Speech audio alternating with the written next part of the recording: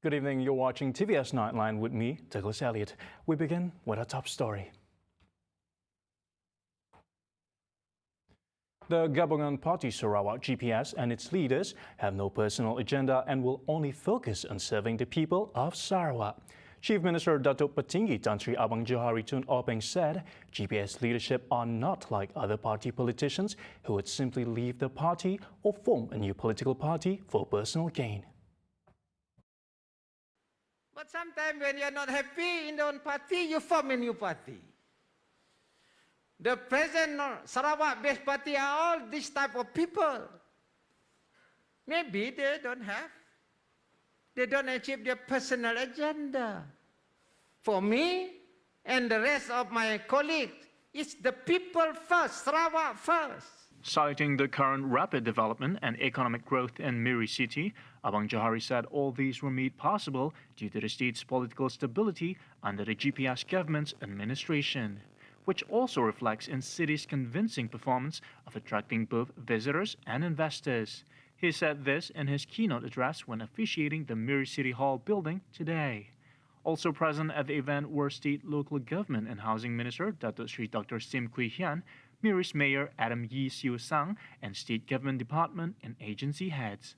In regards to the new Miri City Hall building, Abang Johari said the building would be one of the landmarks of the city, adding that the iconic building was designed like an oil barrel, symbolizes the oil-rich city of Miri, its rapid development, prosperity, and flourishing multicultural lifestyle.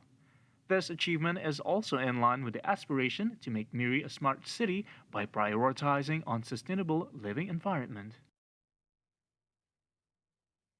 A series of amendments to the federal constitution will be tabled in Parliament by July next year, including on the issue of party hopping. Minister in the Prime Minister's Department, Parliament and Law, Datuk Sri Dr. Wan Junaidi Tuanku Jaafar told Dewan Rakyat today the amendments would also cover limiting the tenure of the Prime Minister.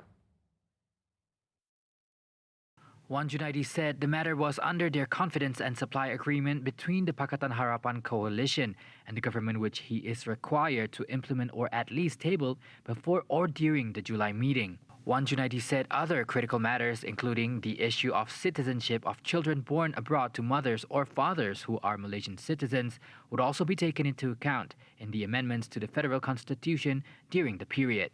Commenting further, he said the amendment on this issue of citizenship must be approved by the Conference of Rulers based on clause in bracket 5 of Article 159 of the Federal Constitution and must have the support of at least 2/3 of MPs. On this, he said the pre-council meeting and the Conference of Rulers meeting have been scheduled for November 23 and 24. He said the Cabinet on September 24 had agreed that the Attorney General informed the Conference of Rulers on the decision on the issue of citizenship of children born abroad to Malaysian mothers whose spouses are foreigners. In a landmark decision on September 9, the KL High Court ruled that Malaysian mothers with a foreign spouse can automatically pass on their citizenship to their children born outside of Malaysia. On calls for the proposed amendments to the federal constitution to be scrutinized by a bipartisan committee, Wan Junaidi suggested that the scrutiny should be done by the existing committees set up under Parliament. The newly launched Sarawak 360 Experience Stories from the Heart project becomes a new platform for the audience to experience new stories and act as a medium to promote Sarawak. Tourism, Arts and Culture Minister Datuk Sri Abdul Rahman Karim Rahman Hamzah said the project offers a new way for viewers to interact and experience stories as a participant in a first-person narrative in presenting stories to the worldwide audiences through 360 interactive video technology. Rather than just mere watching, listening or reading a story from a third-person vantage point. These immersive videos put you at the center of the scene, allowing you to look left, right, atas, looking up, or you're looking down, or even behind. The episodes include Semenggoh Orangutan, Semadang Kayaking, Kuching Cycling, Bako National Park, Tanau Tea Handicraft, Batang Ai Longhouse, Cebu and Central Region, Miri Diving, Mulu and the Pinnacles, as well as Barrio Homestay. Season 1 will consist of 5 episodes in and around Kuching. Meanwhile, Season 2 will start in February 2022 and features Central and Northern Sarawak. The 360 videos will be featured in both Asia and STB social media channels, as well as on Asia website's special 360 experience landing page.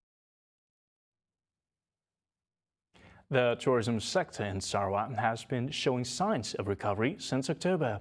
The tourism receipts increased 11%, while the number of visitors rose 14% to 20,926 people from 18,338 in October last year. With 47.48 million ringgit tourism receipts were recorded as compared to 42.5 million ringgit in the same period last year. Foreigner dah menurun lah. Tahun 2020 ada 2,967, 2021 1,616, menurun 45%. I can understand because travel restriction memang banyak. No foreigner would love to come in, kena quarantine 2 minggu. As it is, they have to be quarantined. So you don't expect them to come over and spend their holiday in the hotel room for 2 weeks. So I can understand that part.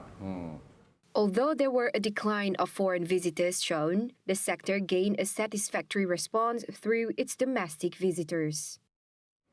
Domestic has seen a very big increase, 25% increase. 2020, domestic travelers coming to Sarawak, 15,371 until October last year. For this year, 19,310. That is an increase by 21%.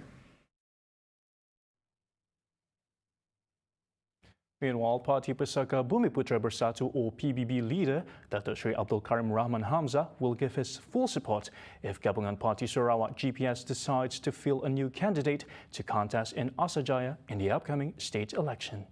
He pointed out that it was the party's practice to fill 20 to 30% with new faces. I have also informed CM. I've been there for quite a while. This is saya dah di Asajaya 4 penggal. 4 penggal mean 20 years. I've been there for a long time. I don't really feel it actually, that 20 years. I enjoy my stay down there. If I'm given the opportunity, I'm very happy. If I'm not given the opportunity, I will support whoever is to be nominated for that place. I will leave that to Right Honourable Chief Minister to announce the candidate, even though I do know. Well, the incumbent would know also if the party did not ask for the picture to be used to make posters, then they should know that it's not forthcoming. Or they might have been called by the leaders, politely being informed that they will be dropped to give way to new faces. Yeah. For the record, Abdul Karim has won the Asajaya Dun seat for 4 consecutive terms in the state elections in 2001, 2006, 2011 and 2016. Abdul Karim, who is the Asajaya incumbent and who has served the constituency for 4 terms, said, whether it was for parliamentary or state seats, it was nothing unusual for PBB to field new faces in the election. He hopes that his constituents will accept the decision by the party's top leadership. Meanwhile, replying to the rumors that a Parti Keadilan Rakyat PKR chief ministerial candidate might be lobbying in Asajaya, Karim acknowledged that he was already aware of the matter. I don't know why Asajaya is so important to them, but I welcome as many as possible. Let it be a festival in Asajaya. Saya suka kalau ada ramai-ramai corner ni. SPR pun saya rasa suka juga. SPR banyak corner, that means ramai yang hilang cengkram. Good for the government. A total of 50 Anglican mission schools in Sarawak received the Missionary Schools Assistance Fund amounting to 6 million ringgit from the state government. It was the inaugural financial assistance from the state government through the Unit for Other Religions or UNIFOR of the Chief Minister's Office. According to Anglican Mission Schools advisor for Kuching Diocese, Dr. Roland Saga, the assistance from the state government was a kind intention to supplement the existing allocation from the federal government. He said it is in line with the commitment of the state government in practicing inclusivity among all races and religions in Sarawak.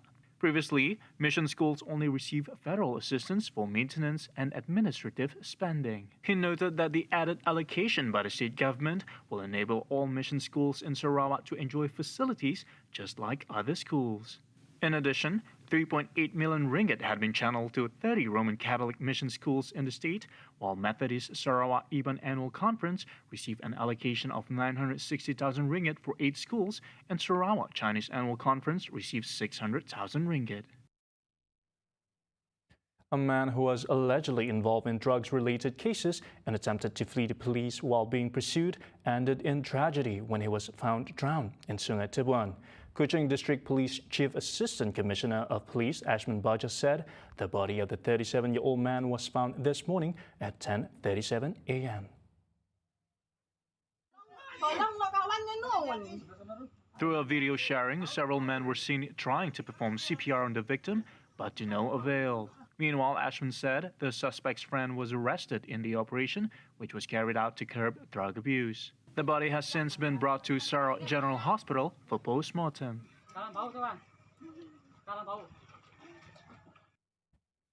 Meanwhile, an object resembling a body had solved the mystery of the missing person in Marudi.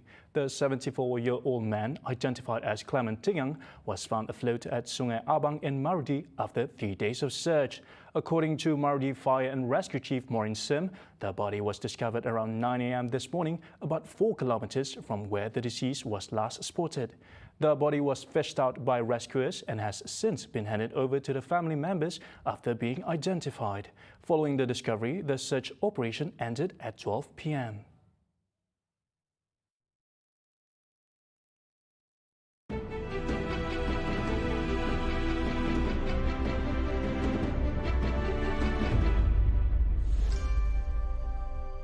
Selepas berkahwin, inilah antara momen yang paling indah dan paling bermakna. Makin hari saya lihat isteri saya ini, dia lebih bertanggungjawab, lebih berdikari, especially lepas menjadi seorang ibu kepada kedua orang anak saya. Mungkin itu adalah antara key point yang buatkan saya lebih sayang kepada dia.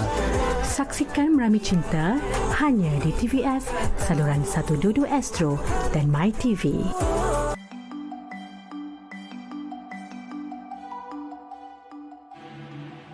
Menurut cerita rakyat, nama kabong berasal daripada pokok apong atau pokok nipah yang banyak terdapat di kawasan ini. Sektor ekonomi utama bagi masyarakat kabong merupakan perikanan, pertanian serta perniagaan kecil-kecilan yang membolehkan masyarakat setempat memasarkan hasil tersebut ke pasaran luar. Kawasan kabong ini mempunyai keluasan lebih kurang 415 km persegi dan majoriti kaum di sini ialah Melayu, iaitu sejumlah 80% daripada jumlah keseluruhan populasi di daerah kecil kabong. Pesta layang-layang antara bangsa kabong yang disertai lebih 30 buah negara telah berjaya membawa nama daerah kabong ke mata dunia. Pusat Penjajah Kabong dan Pusat Penjajah Simpang 4 Nyambur telah dibina dengan peruntukan sebanyak 1.2 juta ringgit untuk menyediakan kemudahan bagi para penjajah dari Kabong dan sekitarnya yang menjual hasil jualan mereka. Previously, I traveled across the east coast of the peninsula of Malaysia in Kelantan, Terengganu and Pahang to discover the songket and batik. Right now, I am in my hometown Kuching to learn and explore about the different textiles available here in Sarawak. Do join kami, Ara Bird hanya di The Cloth Story.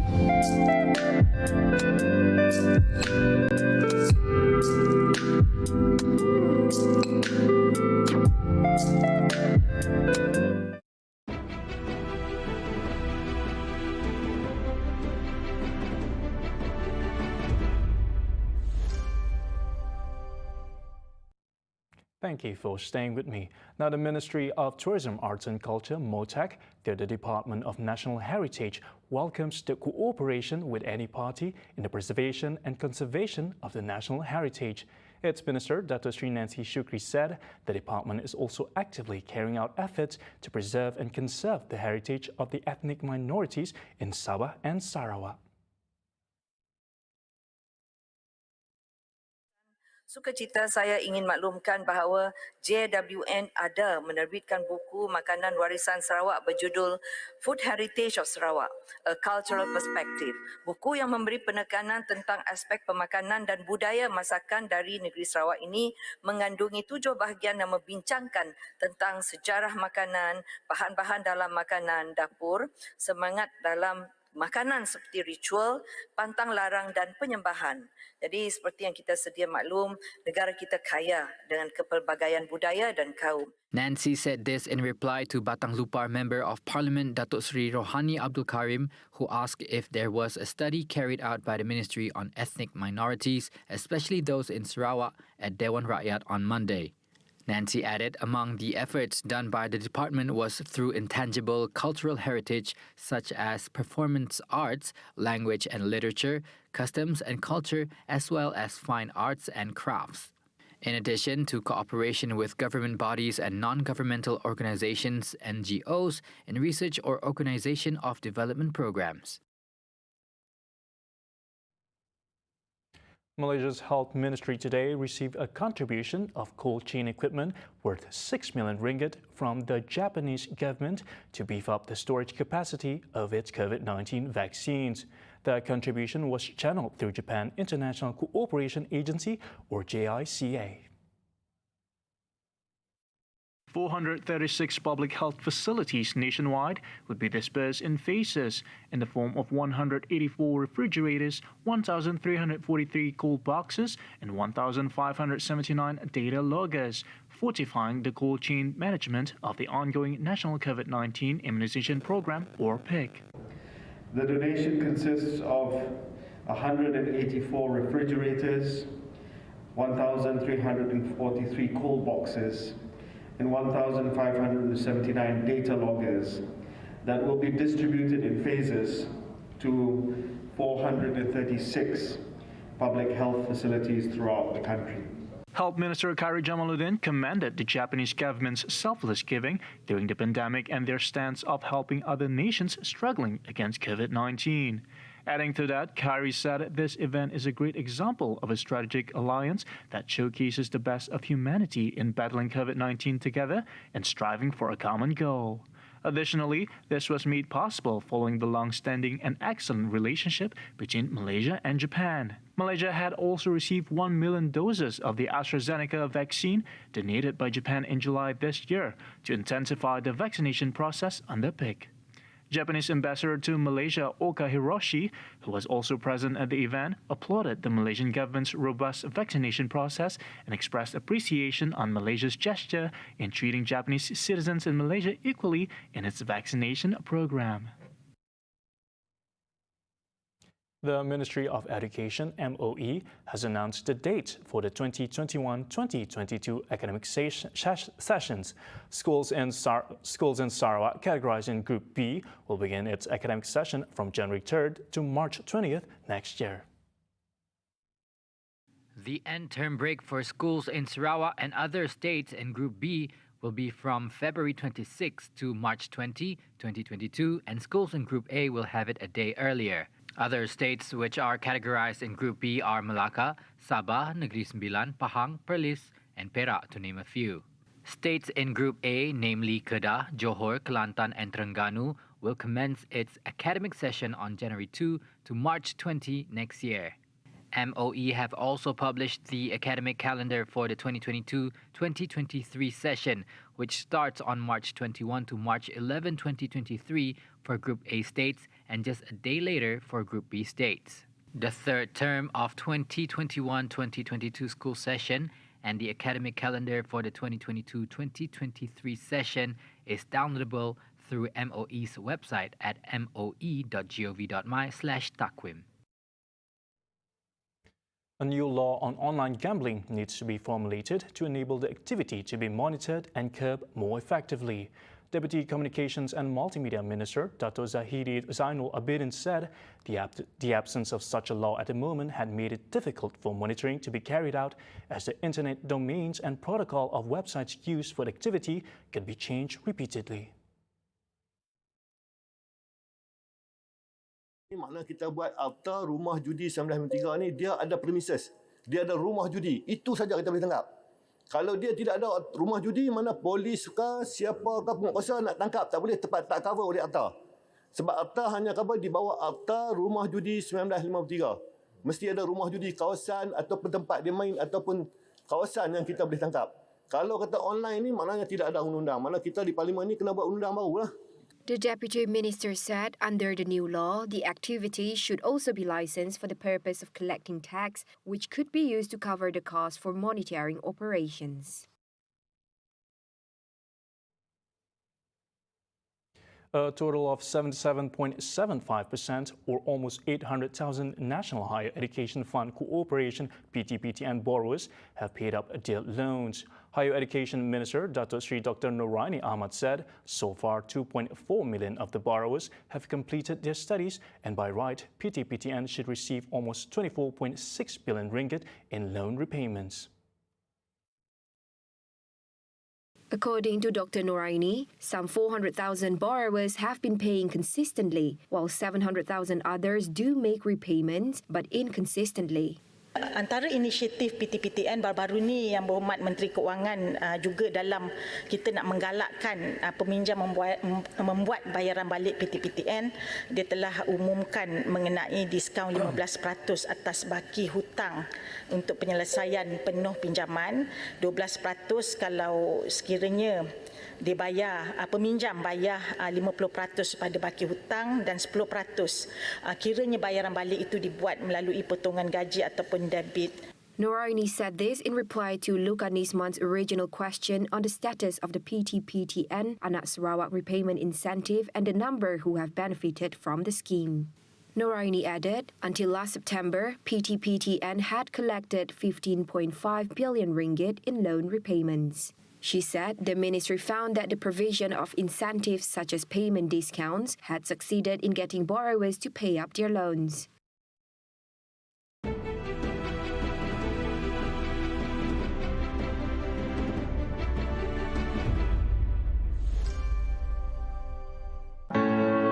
Tiada benda yang datang bergolek jika kita berdiam diri.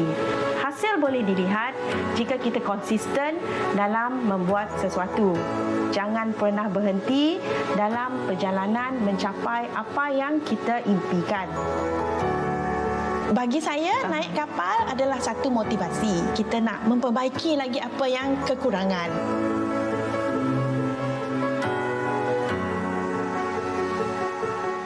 Awak, jom pergi salon. Tengah makan lah ni.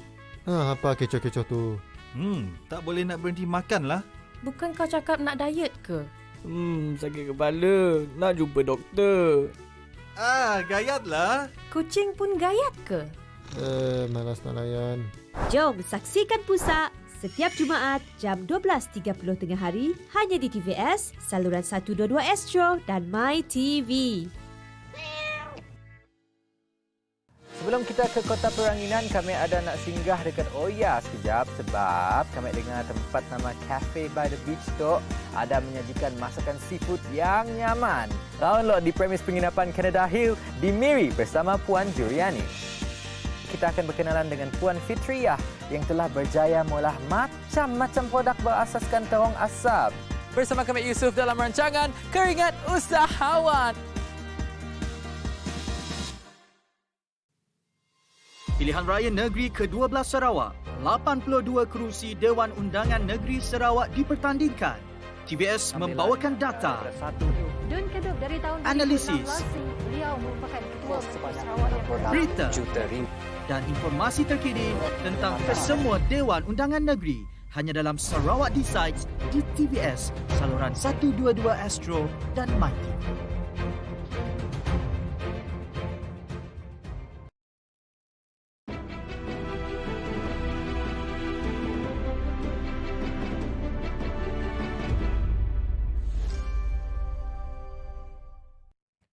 Welcome back.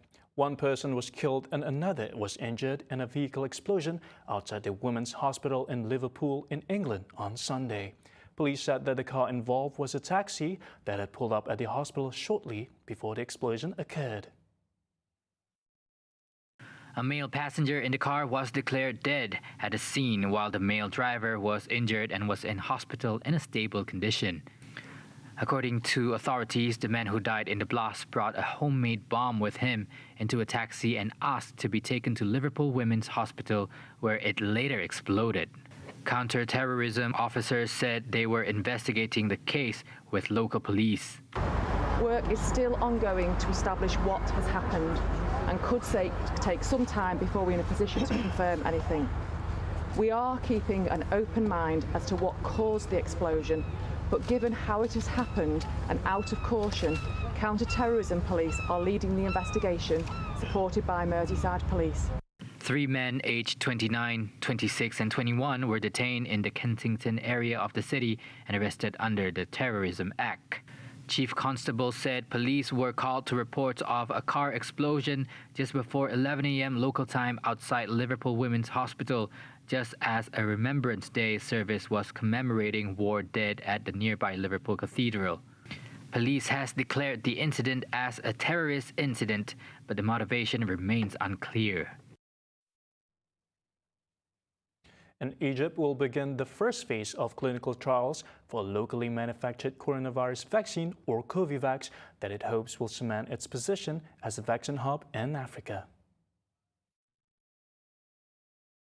The vaccine, which has been in production by the National Research Centre since April 2020, has proven to produce antibodies to samples taken from infected individuals, according to the Minister of Higher Education.